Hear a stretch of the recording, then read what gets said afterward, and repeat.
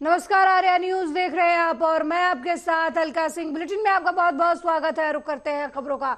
Bulletin की शुरुआत इस वक्त की बड़ी खबर से करते हैं। इस वक्त की बड़ी खबर बिजनौर से है। पटाखा फैक्ट्री में अचानक आग लग गई है। बारूद की चिंगारी की वजह से आग लगी है। आग लगने से 3 कारीगर बुरी तरीके से झुलस गए हैं।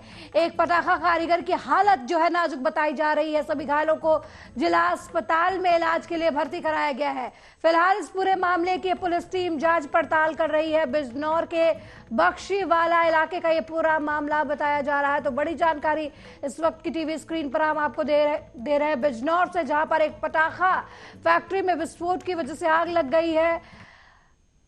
बारूद में चिंगारी की वजह से आग लगी है। इस हादसे में 3 मजदूर घायल हो गए हैं, जिसमें से एक की हालत गंभीर बताई जा रही है, जिसका जिला अस्पताल में इलाज चल रहा है।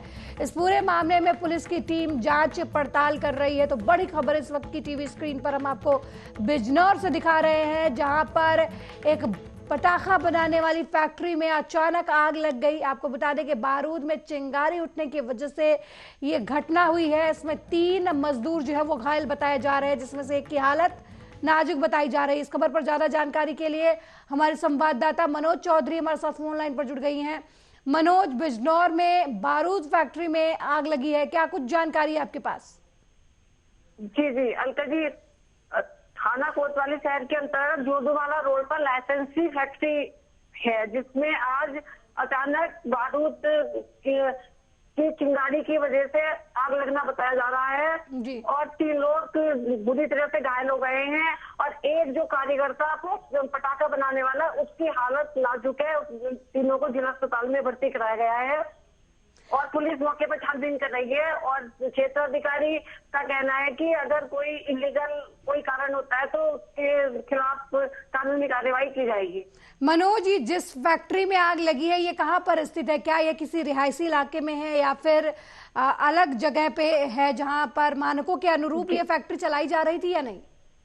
जी जी, रिहायशी में नहीं है। ये फैक्ट्री रोड पर, एक कोतवाली शहर से थोड़ी मतलब हटके रोड पर है, जहाँ पे ये लाइसेंसी फैक्ट्री है। और इस क्षेत्राधिकारी का कहना है कि हमने जांच पड़ताल कर ली है, इनके पास लाइसेंस है और लाइसेंस इनके पास है। और ये चिंगारी की वजह बताई जा रही है कि चिंगारी की वजह से फैक्ट्री में आग लगी है और जांच पड़ताल भी की जा रही है। इस समय फैक्ट्री संचालक का क्या कुछ कहना है इस पूरे मामले को लेकर? घटनाक्रम के बारे में क्या कुछ बात हुई है आपकी फैक्ट्री संचालक से? जी जी, फैक्ट्री संचालक मौके से अभी फरार है जी। फैक्ट्री संचालक की किसी से बात नहीं हो पाई है। मनोज, क्या फैक्ट्री में जो कारीगर काम करते हैं, जो मजदूर काम करते हैं, उनकी सुरक्षा के लिए इंतजामात किए गए थे या फिर उन्हें सुरक्षा किट नहीं मुहैया कराई गई थी, जिसकी वजह से वो हादसे का शिकार हुए? जी जी, अगर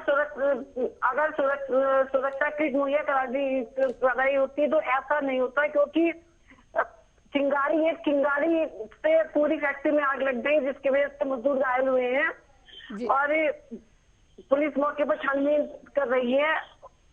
जी, बहुत बहुत धन्यवाद मनोज इस खबर पर जानकारी देने के लिए। तो बिजनौर से बड़ी खबर टीवी स्क्रीन पर हम आपको दिखा रहे हैं, जहां पर बिजनौर में एक पटाखा फैक्ट्री में आग लग गई है। इस हादसे में 3 मजदूर झुलस गए हैं, जिसमें से एक की हालत गंभीर बताई जा रही है। गंभीर व्यक्ति की जिला अस्पताल में इलाज चल रही है। फिलहाल पुलिस इस पूरे मामले में जांच पड़ताल कर रही है। अगली खबर की तरफ बढ़ते हैं। यूपीएससी टॉपर शुभम का मुल्ताई रेलवे स्टेशन पहुंचने पर जोरदार स्वागत हुआ है। जानकारी के मुताबिक 2 दिन पहले यूपीएससी परीक्षा के परिणाम घोषित किए गए हैं, जिसमें बैतूल के शुभम रघुवंशी को 556वीं रैंक प्राप्त हुई। परिणाम सामने आते ही शुभम रघुवंशी के परिवार को बधाई देने वालों का तांता लग गया। शुभम रघुवंशी गोंडवाना एक्सप्रेस से मुल्ताई पहुंचे, जहां परिजनों और रिश्तेदारों के द्वारा उनका जोरदार स्वागत किया गया।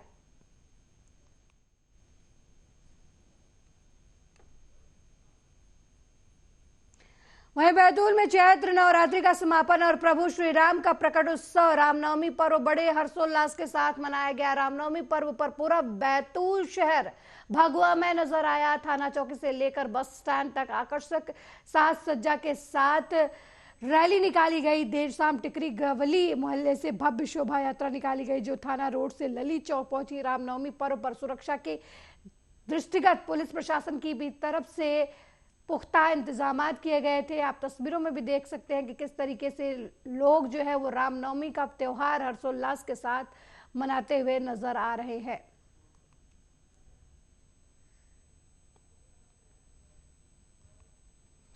अगली खबर रायबरेली से है, जहां संदिग्ध परिस्थितियों में एक दुकान में भीषण आग लग गई। घटना शहर कोतवाली क्षेत्र के घंटाघर स्थित बंदूक वाली गली की बताई जा रही है, जहां पर मोबाइल शॉप में संदिग्ध परिस्थितियों में आग लग गई। स्थानीय लोगों की सूचना पर फायर ब्रिगेड की टीम मौके पर पहुंची और कड़ी मशक्कत के बाद आग पर काबू पाया, लेकिन तब तक लाखों का सामान जलकर खाक हो गया था।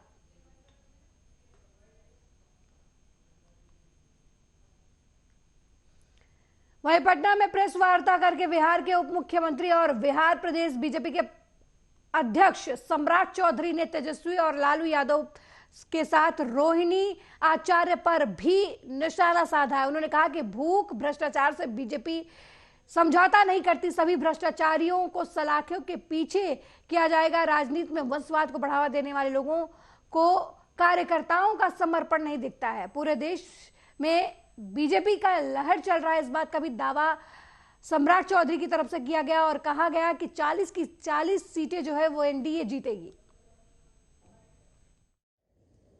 हम लोगों ने पहले फेज का मतदान शुरू हो जाएगा। आपके माध्यम से मैं पूरे बिहार में जो 4 सीटों पर चुनाव हो रहे हैं, औरंगाबाद, गया, नवादा और जमुई, तमाम मतदाताओं से आग्रह करना चाहता हूं, निवेदन करना चाहता हूं, देश के यशस्वी प्रधानमंत्री जी को मजबूत करने के लिए, भारत को श्रेष्ठ बनाने के लिए, भारत को विकसित भारत बनाने के लिए, साथ साथ विकसित बिहार बनाने के लिए सभी लोगों से अपील करता हूं कि भारतीय जनता पार्टी और एनडीए के 2 साथी हिंदुस्तानी अवाम मोर्चा और लोजपा के उम्मीदवार वहां लड़ रहे हैं। आदरणीय नीतीश कुमार जी का समर्थन एनडीए को प्राप्त है। आगे के फेज में जेडीयू सभी सीटों पर दूसरे फेज में चुनाव लड़ेगी, लेकिन हम आग्रह करना चाहते हैं पूरे एनडीए के तरफ से आम मतदाताओं से कि सभी सीटों पर नरेंद्र मोदी जी के नेतृत्व में जो एनडीए है उसको मतदान करें और विकसित भारत का सपना जो इस देश के यशस्वी प्रधानमंत्री जी ने देखा है, 2047 का भारत कैसा होगा, उस भारत के कल्पना के लिए मतदान करने का काम करें। पहला मतदान। वहीं अलीगढ़ के महावीरगंज इलाके में रहने वाले महज 11 साल की उम्र में आशीष अग्रवाल ने ई वोटिंग सिस्टम बनाया है, जिसके जरिए घर बैठे स्मार्टफोन से मत डाले जा सकेंगे। उनका यह भी दावा है कि सिर्फ 5 मिनट में वोटों की गिनती भी की जा सकेगी। ये जानकर आपको आश्चर्य जरूर होगा, लेकिन ये बिल्कुल सच है। 11 साल के कंप्यूटर बॉय आशीष अग्रवाल ने यह करके दिखाया है। ई वोटिंग सिस्टम को आशीष ने परीक्षण के लिए निर्वाचन आयोग, गृह मंत्रालय और जिला निर्वाचन कार्यालय को भेज दिया है।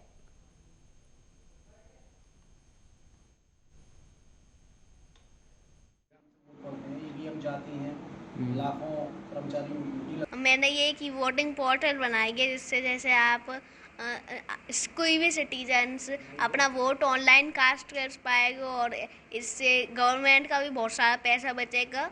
और ये अभी मतलब पूरी डिज़ाइन है। अगर इंडिया की गवर्नमेंट मुझे API एक्सेस देती है, जैसे UIDAI आधार कार्ड की एक्सेस और इलेक्शन कमीशन ऑफ इंडिया से कैंडिडेट्स की एक्सेस, तो मैं ये प्रोजेक्ट को पूरा कंप्लीट कर पाऊँगा और इससे कोई भी इंसान अपना कहीं भी बैठ के अपना वोट कास्ट कर पाएगा ऑनलाइन। तो कौन सी क्लास की छात्र हैं आप? मैं 8th में आया हूँ अब। ये बताओ, ये सॉफ्टवेयर बनाने का आइडिया किसने दिया? मेरे पापा ने दिया ये। पापा ने आइडिया दिया। तो कब से काम कर रहे हैं इस पर? मैं अभी 4-5 दिनों से काम कर रहा हूँ इस पे, मतलब रात कर रहा हूँ। ये बताओ, इसका साइट का नंबर आपने क्या नाम रखा है? मैंने इसको नेम दिया है ई वोट या माई वोट। अभी तो ये मतलब आइडिया है, अभी ये डिज़ाइन है। अगर गवर्नमेंट अप्रूव करती है तो मैं इसे कंप्लीट भी कर। एडवोकेट प्रशांत कुमार हूँ मैं, और ये मेरा बेटा आशीष, जिसे आप सब लोगों ने कंप्यूटर बॉय अलीगढ़ के नाम से फेमस किया है। 11 साल का है ये, और इसने ये जो सॉफ्टवेयर बनाया इसके पीछे मेरी ही मोटिवेशन रही है लगातार, और मेरा वोट नाम रखा है इसका। इसके थ्रू कोई भी आदमी, इंडिया का जितना भी है पॉपुलेशन, जिसे वोट डालना है, जिसका आधार कार्ड बना हुआ है, या और भी गवर्नमेंट बाद में अगर अलाउड करती है तो वो इसके थ्रू ऑनलाइन वोटिंग करके अपने मोबाइल से, लैपटॉप, डेस्कटॉप या टैबलेट से इंटरनेट कनेक्ट होते हुए वोट डाल सकता है। और वोटिंग जैसे आपने शाम को बंद करी वोटिंग वाले दिन, केवल 2 मिनट 5 मिनट के अंदर पूरा आपके पास स्पेसिफिक डाटा आ जाएगा, district wise, block wise, state wise, candidate wise, party wise, जैसी आप कमांड डालेंगे। वहीं रायबरेली में मामूली कहासुनी को लेकर बेखौफ दबंगों ने पिता पुत्र पर धारदार हथियार से जानलेवा हमला कर दिया। हमले में पिता पुत्र गंभीर रूप से घायल हो गए। मामला बछरावा थाना क्षेत्र के हरदोई गांव का बताया जा रहा है, जहां खेत से भूसा ढोने के दौरान मामूली कहासुनी को लेकर दबंगों ने धारदार हथियार से पिता पुत्र पर हमला कर दिया। आनंद फानन में घायलों को नजदीकी स्वास्थ्य केंद्र ले जाया गया, जहां उनकी हालत गंभीर देखते हुए उन्हें प्राथमिक उपचार के बाद जिला अस्पताल रेफर कर दिया गया।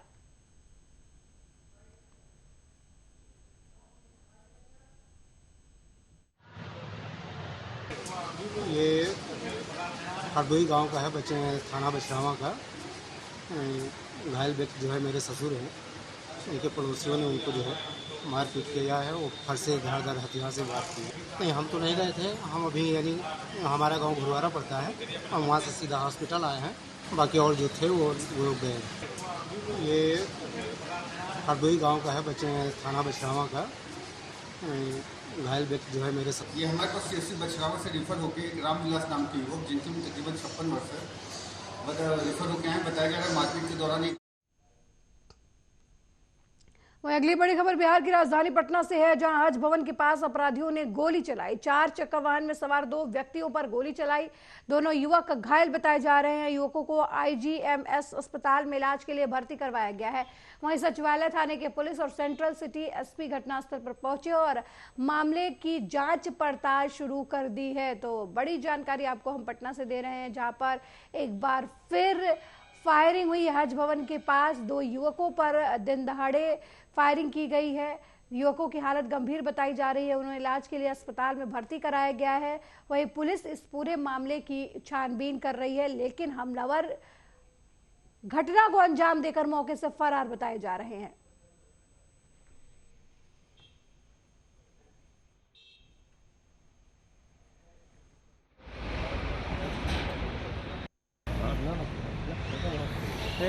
अपराह्न लगभग 4 बजे 2 व्यक्ति स्विफ्ट डिजायर कार से हज भवन के नज़दीक पहुंचे।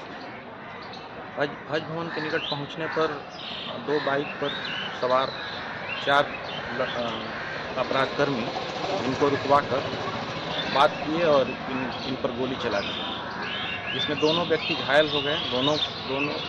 दोनों व्यक्ति को IGMS में भर्ती कराया गया है। अपराह्न लगभग 4 बजे 2 व्यक्ति स्विफ्ट डिजायर कार। वहीं मंदसौर से मधुमक्खियों के हमले की खबर सामने आई है, जहां अमरपुरा में स्थित भैंसाखेड़ा माता मंदिर पर श्रद्धालुओं पर मधुमक्खियों ने हमला कर दिया। इस हमले में कई लोग घायल हो गए हैं। मधुमक्खियों के हमले की जानकारी पाकर मौके पर पहुंची स्थानीय पुलिस ने घायलों को सामुदायिक स्वास्थ्य केंद्र में इलाज के लिए भर्ती कराया है।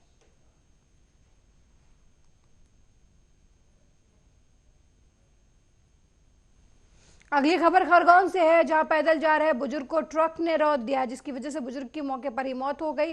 इस घटना का वीडियो भी सामने आया है, जिसमें ट्रक बुजुर्ग को रौंदता हुआ नजर आ रहा है। यह हादसा उस वक्त हुआ जब बुजुर्ग पूजा करने गायत्री मंदिर जा रहे थे, तभी तेज रफ्तार ट्रक ने बुजुर्ग को रौंद दिया। घटना की जानकारी पाकर मौके पर पहुंची पुलिस ने शव को कब्जे में लेकर पोस्टमार्टम के लिए भेज दिया और मामले की अग्रिम कार्रवाई में जुट गई।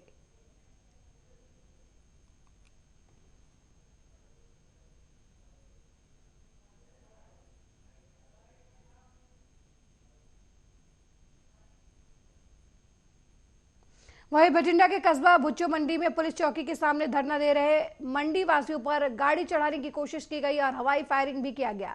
यह घटना उस वक्त घटी जब आम आदमी पार्टी के विधायक मास्टर जगसीर सिंह भी मौके पर मौजूद थे। इस घटना के बाद विधायक ने पुलिस प्रशासन की सुरक्षा पर कड़े सवाल खड़े किए। वहीं इस मामले में DSP भुच्चो हर्षप्रीत सिंह ने कहा कि 4 लोगों के खिलाफ एफआईआर दर्ज की गई है और 2 लोगों को इस मामले में गिरफ्तार भी किया गया है।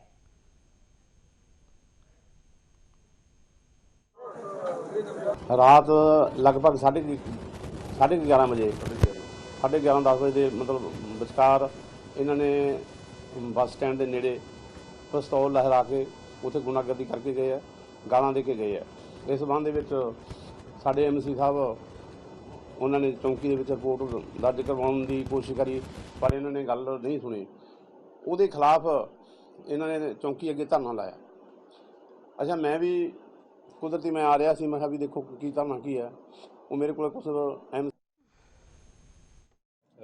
ਜਿਹੜੇ ਭੁੱਚੋ ਮੰਡੀ ਦੇ ਨਿਵਾਸੀ ਹੈਗੇ ਆ ਉਹਨਾਂ ਦੀ ਇੱਕ ਦੂਸਰੀ ਧਿਰ ਦੇ ਨਾਲ ਕੋਈ ਆਪਸੀ ਰਾਤ ਨੂੰ ਕੋਈ ਪ੍ਰੋਬਲਮ ਹੋਈ ਸੀਗੀ, ਆਪਸ 'ਚ ਆਪਣੀ ਲਾਗਤਬਾਜ਼ੀ ਸੀਗੀ ਕੋਈ, ਤੇ ਉਸ ਸੰਬੰਧੀ ਉਹ ਅੱਜ ਸਵੇਰੇ ਜਿਹੜਾ ਹੈਗਾ ਚੌਂਕੀ ਤੇ ਬਾਹਰ ਇਕੱਠੇ ਹੋਏ ਸੀਗੇ। ਜੋ ਇਹ ਇਕੱਠ ਹੋਣ ਦੇ ਕਾਰਨ ਜਿਹੜੀ ਆਪੋਜ਼ਿਟ ਪਾਰਟੀ ਸੀਗੀ ਉਹ ਆਪੋਜ਼ਿਟ ਪਾਰਟੀ ਦੀ ਇਹਨਾਂ ਦੇ ਨਾਲ ਆਪਸ 'ਚ ਫੋਨ ਤੇ ਕੋਈ ਕਹਾ ਸੁਣੀ ਹੋਈ ਹੈਗੀ ਹੈ, ਜਿਸ ਕਾਰਨ ਜਿਹੜੀ ਆਪੋਜ਼ਿਟ ਪਾਰਟੀ ਹੈ ਉਹਨਾਂ ਨੇ ਇੱਥੇ ਆ ਕੇ ਜਿਹੜਾ ਹੈਗਾ ਇਹਨਾਂ ਦੇ ਨਾਲ ਪਹਿਲਾਂ ਗਾਲੀ ਗਲੋਚ ਕੀਤੀ ਤੇ ਜਿਹੜੇ ਹੈਗੇ ਆ ਫਾਇਰ ਹੈਗੇ ਆ ਉਹ ਓਪਨ ਕੀਤੇ ਹੈਗੇ ਆ। ਜਿਹੜੇ ਅਕਿਊਜ਼ਡ ਹੈਗੇ ਆ ਜਗਜੀਤ ਸਿੰਘ ਪੁੱਤਰ ਜਰਨੈਲ ਸਿੰਘ ਇਹ ਵਾਸੀ ਨਥਾਣਾ, ਸੇਵਕ ਸਿੰਘ ਪੁੱਤਰ ਭਗਵਾਨ ਸਿੰਘ ਵਾਸੀ ਚੱਕ ਰਾਮ ਸਿੰਘ ਵਾਲਾ, ਗੁਰਦਾਸ ਸਿੰਘ ਪੁੱਤਰ ਦਰਸ਼ਨ ਸਿੰਘ ਵਾਸੀ ਚੱਕ ਬਖਤੂ ਅਤੇ ਇੱਕ ਮਨੋਜ ਕੁਮਾਰ ਮੰਨੂ ਹੈਗੇ ਆ ਜਿਹੜੇ। दतिया लोकसभा सीट से पूर्व कांग्रेस प्रत्याशी देवाशीष जजरिया ने कांग्रेस पार्टी से इस्तीफा दे दिया। ऐसा माना जा रहा है कि कांग्रेस पार्टी से टिकट न मिलने पर नाराज कांग्रेस नेता ने इस्तीफा दे दिया है। कयास ये भी लगाया जा रहा है कि देवाशीष जजरिया बसपा का दामन थाम सकते हैं।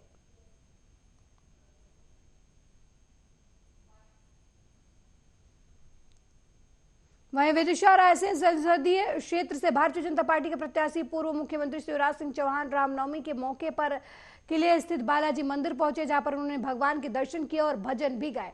इस दौरान उनके साथ उनकी धर्मपत्नी साधना सिंह चौहान और बड़ी संख्या में भाजपा कार्यकर्ता पदाधिकारी सम्मिलित रहे। उन्होंने बालाजी मंदिर परिसर में वृक्षारोपण भी किया, भगवान राम के जन्मोत्सव पर दर्शन कर भजन भी गाए। मीडिया से बातचीत करते हुए शिवराज सिंह चौहान ने कहा कि 500 सालों के इंतजार और संघर्ष के बाद भगवान राम अपने जन्म स्थल पर विराजमान हुए हैं। भव्य मंदिर बना है और उनके स्थापित होने के बाद पहली बार जन्मोत्सव मनाया गया। पूरे देश में भगवान राम के जन्मोत्सव को भव्य तरीके से मनाया गया है। लोग हरि कीर्तन में डूबे हुए हैं।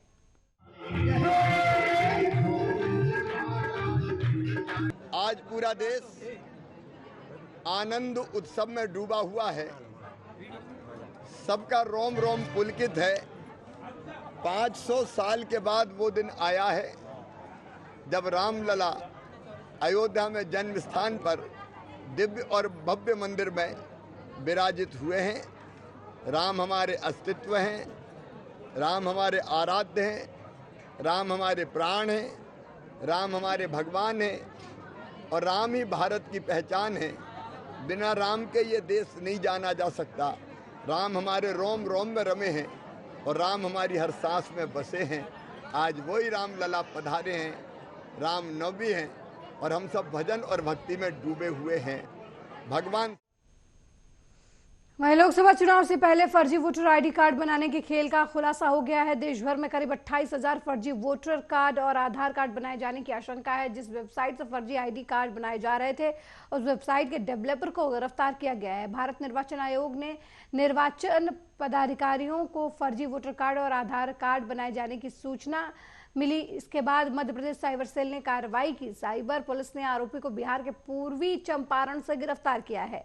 पूर्वी चंपारण भारत नेपाल बॉर्डर के पास है। आरोपी 10वीं पास बताया जा रहा है। चुनाव में फर्जी वोटर कार्ड के इस्तेमाल का भी संदेह जताया जा रहा है।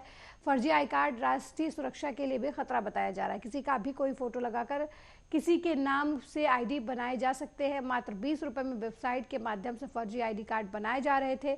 आरोपी ने यूट्यूब से फेक वेबसाइट बनाना सीखा था और डार्क वेबसाइट से क्रेडिट कार्ड और सोर्स कोड खरीदे थे। राष्ट्रीय सुरक्षा के खतरों को मद्देनजर रखते हुए देश के बाहरी व्यक्तियों की संलिप्तता की भी जांच हो रही है। जिन लोगों ने अब तक फर्जी कार्ड बनवाए हैं उनको स्टेट साइबर सेल तलाश कर रही है। इन्वेस्टिगेशंस अभी भी इसमें बाकी हैं, चल रहे हैं। और ये जो व्यक्ति से जब हमने पूछताछ की, रंजन चौबे जो इस पूरे प्रकरण का मुख्य आरोपी है, तो हमें ये ज्ञात हुआ कि ये 20 साल का युवक है, बिहार का रहने वाला है, इस चंपारण डिस्ट्रिक्ट का, और 10वीं तक पढ़ा है, 12वीं फेल है। और ये पूरी वेबसाइट बनाने की जो उसकी जानकारी है, उसने यूट्यूब के माध्यम से सीखी है। ये पहले कभी साइबर कैफ़े चलाया करता था, और जनरली हम हर कोई यूट्यूब देखता रहता है, तो उसने यूट्यूब में एक ऐड देखा, घर बैठे बैठे 50,000 कमाए, 1 लाख रुपए कमाए। तो उस यूट्यूब में उस लिंक में जाता गया, और उसको ऐसे यूट्यूब लिंक मिली जिसमें इस वेबसाइट को बनाने और लॉन्च करने के पूरे तरीके बताए गए थे। इसमें उस व्यक्ति ने पूरा काम सीखा, महीनों सीखा, कैसे वेबसाइट बनाई जाए, कैसे इसको लॉन्च किया जाए। वहीं बुंदेलखंड की दूसरी अयोध्या कहे जाने वाले भगवान राजा राम सरकार की नगरी ओरछा में श्री राम जन्मोत्सव कार्यक्रम बड़े उत्साह और धूमधाम से मनाया गया। सुबह राजा सरकार का मंदिर अपने सामान्य समय से ना खुलकर दोपहर 12 बजे खुला। इस दौरान राम भक्त अपने आराध्य के दर्शन करने सुबह से ही कतारों में खड़े इंतजार करते नजर आए। जैसे ही 12 बजे भगवान राजा राम सरकार का जन्म हुआ, मंदिर के पट दर्शनार्थियों के लिए खोले गए। भक्तों ने जयकारा लगाते हुए श्री राम के दर्शन के लिए मंदिर में प्रवेश किया और रामलला के दर्शन किए। जहां मंदिर के अंदर कई धर्म गुरु और संतों की उपस्थिति में राम जन्म का विशाल कार्यक्रम मंदिर में संपन्न हुआ। वहीं मान्यता अनुसार भगवान राम सरकार ओरछा के राजा बताए जाते हैं।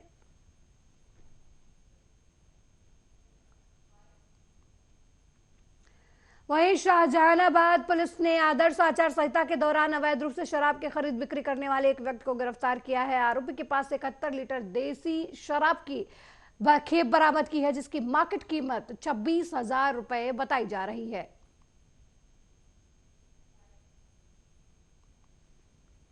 वहीं भोपाल में कांग्रेस को फिर झटका लगा है। पूर्व महापौर सुनील सूद ने कांग्रेस को अलविदा कह दिया है, बीजेपी में शामिल हो गए हैं। सूद आपको बता दें कि बीजेपी के वरिष्ठ नेता सुरेश पचौरी, कैलाश मिश्रा, बीजेपी प्रत्याशी आलोक शर्मा, जिला अध्यक्ष सुमित पचौरी ने इन्हें बीजेपी की सदस्यता दिलाई है।